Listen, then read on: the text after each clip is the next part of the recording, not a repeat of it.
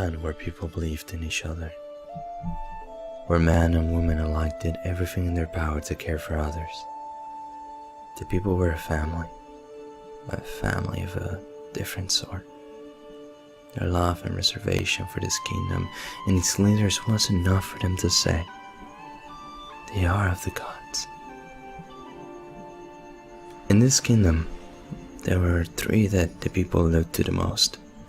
A prince who was strongly worded and willed, a beautiful princess who loved and cared for all, and lastly, a knight who was charming and strong. The three grew up together, happily they sang, then were married, and were always together. However, they were oblivious to their surroundings. War, monsters, death, you name it. The prince and princess were taken away into a new land. Some would say a land only dreamed of. Then they were left with a knight who was angry and sad and sometimes confused. He then kept on protecting this beautiful kingdom alone. Even if only for a short time, it was hard on him. Dragons, being the horrid creatures they are, put a doubt in the knight's mind. How could he love and protect the people, he thought to himself. These mighty beasts wrapped themselves around the kingdom in the heart of the strong knight, suffocating it. It was this moment that the knight forgot his own strength and his soul started to fade. The kingdom in ashes, home destroyed, food at waste. The people suffered. There was a war starting between the people. This beautiful family drifting farther and farther away. Some blamed the prince and princess for the fall of the kingdom. Others blamed the knight, and some even blamed nature, as it were. For the three to drift apart, it broke many people's heart. And as it were in any story, some follow new paths, some stayed holding on to ways of old. The knight was angry and began to blame the princess and princesses for how things ended. He began to hate them. The more that hate grew, the dragon's hold on to the kingdom tightened, as well as the grip around his heart. This days became colder as the smoke from the burning villages covered the skies, never slowing the sun's rays to caress the earth.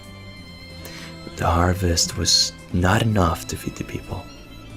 The water was polluted with ash and grime. Slowly, the people began to leave the kingdom or would die trying to stay. In the darkness of the night came a dream to the knight. A dream of a land with his family, the people of the kingdom, the prince, the princess, where dragons were never seen. War was a distant memory, and all lived well and happy. This land was ever changing and beautiful. When the knight awoke, he knew how to reach this land, as if the dream had left whispers of clues in mine eyes. He knew that he needed to kill the dragon suffocating at the kingdom, suffocating his very own heart. So he left to the high mountains, where it was cold, windy, and where snow reached his knees. There were many times where he thought of giving up. Was this worth it? He thought to himself. He knew these thoughts did not belong to him, but to the monstrous beast he would soon face. In his heart, he knew he needed this. To be free again with the prince and princess. To see his beloved people again. And most of all, he needed to find himself again. His strength. He climbed. He cried. And he reached to the highest peak. The dragon waiting for him. Knowing what was to come, the strong knight did not waste a moment. And charged the horrid beast. Surprised, the dragon did not move, but stayed laying, staring at the armored, sword-wielding knight. The knight stopped his blade before he caught the dragon's flesh. "Why?" asked the knight. "Why have you not moved?" The dragon slowly stands.